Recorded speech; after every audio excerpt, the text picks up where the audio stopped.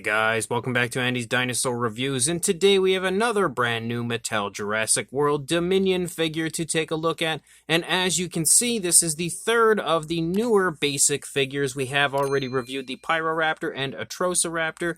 This time we have the Pteranodon, and this is one that I wasn't super worried about getting a hold of early like I did with the Atrociraptor and Pyroraptor. This is one that I was okay with waiting on, and I was pretty happy with that plan because I ended up getting it for retail, which is definitely really awesome because I don't always get everything for retail since most times Jurassic stuff is so hard to find around here.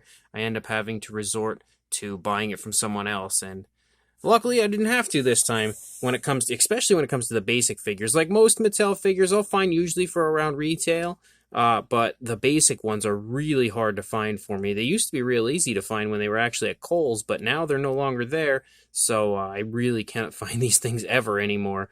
But luckily, Big Bad Toy Store came through and got me this Pteranodon, hooked me up with it, of course, at retail, which is awesome. So, as far as the box art goes, you can see we have the window look up there for the Pteranodon kind of peeking through, but you can't really see too much of it. And then you can see we have a nice image of Rexy, the Jurassic World logo, and then the Pteranodon title right there, the species name. And then as we go to the back of the box, yet again, it is sideways, of course, because it's just too tall to kind of stand it upright and get it all in frame. But you can see we have the other figures I was just speaking of. I have reviewed Velociraptor Blue a long time ago. That is a very old figure, probably around Fallen Kingdom when that one had released. And it's just the same figure reused again for like the 14 millionth time. So no need to review that one. We have reviewed these. Now we have the Pteranodon, so let's pop it out of the box and check it out. So here is our Pteranodon, and it is really quite large. Something's wrong with the wing, though. It just keeps popping off, and it doesn't even move. Like, it is incredibly hard. First of all, if I try to move it, it pops right out. So we just pushed it in there as much as we could. The quality control is about as good as ever when it comes to the Mattel figures, but I think that might be the best way to look at this one. But honestly, it's pretty nice looking. Again, being a basic figure, you always get the most basic paint application, but what we have here doesn't look terrible. It looks better than I was expecting it to be, which is a plus. The only thing I really feel like could have made the figure a little better would have been maybe some of that green running down the back of the Pteranodon. Definitely could have improved it, but when it comes to the basic figures, we always get, again, the basic paint job, so it's not all that shocking to me that we don't have that, but at the same time, again, it does look a little better than I was expecting it to look, and I think one of the most impressive aspects all the time about the basic Pteranodons is just how large they are. Like, it is really, really big, and this is probably the third basic Pteranodon I think that we've had, so they're really using this sculpt quite a bit, but it's another really cool looking version if you ask me. So let's go ahead and jump straight to a closer look at it right now. So starting up here at the head sculpt of our Pteranodon, you can see that the coloration looks pretty nice. And as far as the fine detail goes, I will say straight away the Pteranodon is fantastic. The sculpt is insanely highly detailed. It looks picture perfect as far as like a Jurassic Park 3 or Jurassic World Pteranodon looks. So they have completely nailed the sculpt on this. But we have reviewed the sculpt of the Pteranodon in the past, so we don't need to do that again. We basically just need to take a look at what's different on this one compared to previous releases, and that would definitely be the paint application. So for the primary body color, we have a version of a yellow, almost kind of a mustardy type of a color. And one thing that I'm really picking up on is the fact that there are speckles galore on this, which I really do like. Like, there is just an absolute ton of speckles through the course of the entire figure. You can see they completely litter the wings, the body itself. Everything is just loaded with those speckles. So that is definitely a plus. It helps to add a little bit more color to the figure, kind of, rather than it just being, you know, purely the yellow tone and then the greens, and then it would be pretty boring back there, at least if there weren't these speckles. The speckles help it a little bit as far as the coloration goes. You can see that we have a nice bluish green here that kind of leads up over the beak of our Pteranodon. It doesn't run the entire length, but it starts right here and leads up here, but before it gets to the crest of our Pteranodon, it actually transitions to a darker tone. So even though it may not really look like it at first glance, there are actually two different tones of color here on the head of the Pteranodon as far as these greens go. It transitions actually right here, right above the eyes, and then it turns into a much darker version of that color. You can also see that the eyes are painted pretty nicely with a variation of like a reddish brown, given a black pupil and a beautiful gloss coat, so they shine very realistically. The jaw, of course, is articulated. If it would open, it's super stiff. Oh my goodness, I can't even get a hold of it to open it. Really, really stiff. So right there we could see one of the reasons why the glue that they have in there is like completely everywhere. Look at that. So we have glue all over the side of the mouth. Apparently it was glued completely shut. Let me see if I can get that off of there. Well, we got it out of there a little bit. Well, we're definitely going to have to work on that a little bit later. But now that we actually have the glue off of it, the jaw works way better. You can see, unfortunately, though, that we have no coloration on the inside of the mouth at all, aside from, again, the primary body color. And we do have the speckles. The speckles are even abundant on the inside of the mouth of the Pteranodon. You can also see the coloration over here on this side of the head looks really nice, just like it did on the initial side. Again, super smooth application of that color there leading up along the beak into the crest area. And then as we move back here into the body of the Pteranodon, we again have no color variation at all except for that yellowish tone of color and the speckles. But when we move out here into the wing, you can again see how we have such an impressive amount of speckling throughout, but as we lead toward the tip of the wing, we have a really cool looking design of that same green. It's like a dark green. That's actually, I think, the color that we have on the crest of the Pteranodon.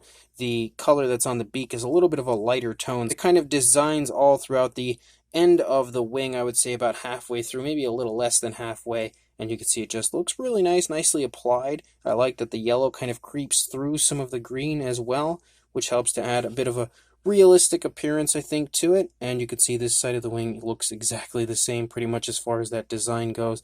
No nail paint, but we do have a glossy look for the nails, which sort of helps to insinuate nail, coloration.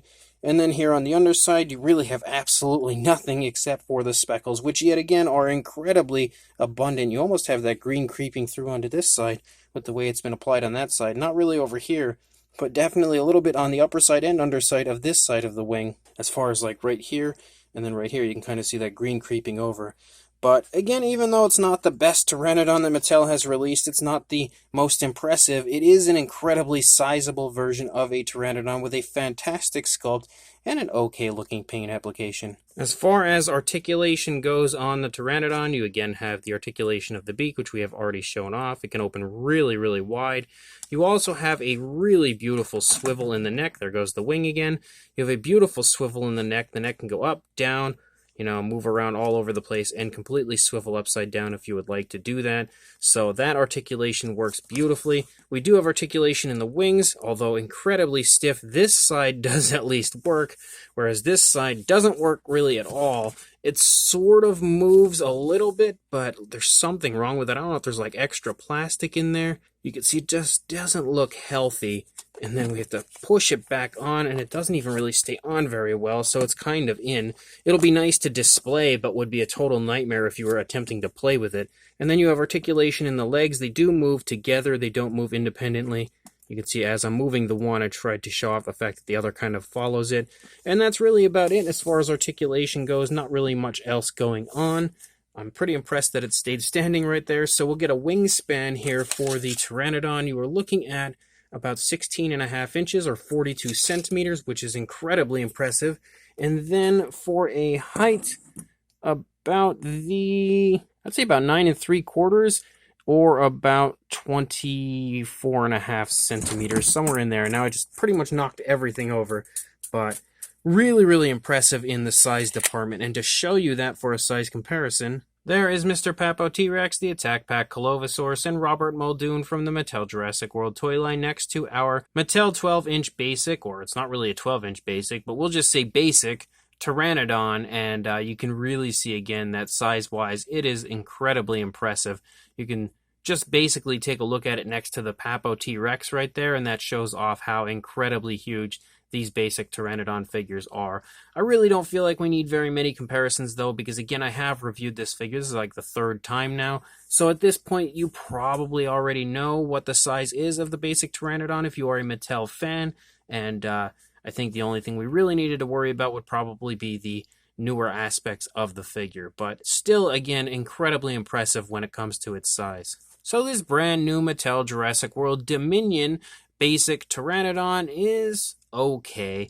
The sculpt is fantastic. It is one of the nicest Pteranodon sculpts when it comes to a Jurassic version that you'll ever see. Like, it is absolutely drop dead gorgeous. So much insane detail, and it's a great figure to buy for a repaint. I have repainted one in the past, and I actually kept it. A lot of the time when I repaint figures, like Mattel figures specifically, I'll enjoy them for a little while, then I kind of get tired of them and I sell them off. It takes something that I actually really like a lot to keep it, and I have kept my basic Pteranodon repaint, so that should, again, say a lot, or at least to me it says a lot about how nice and how impressive the sculpt is.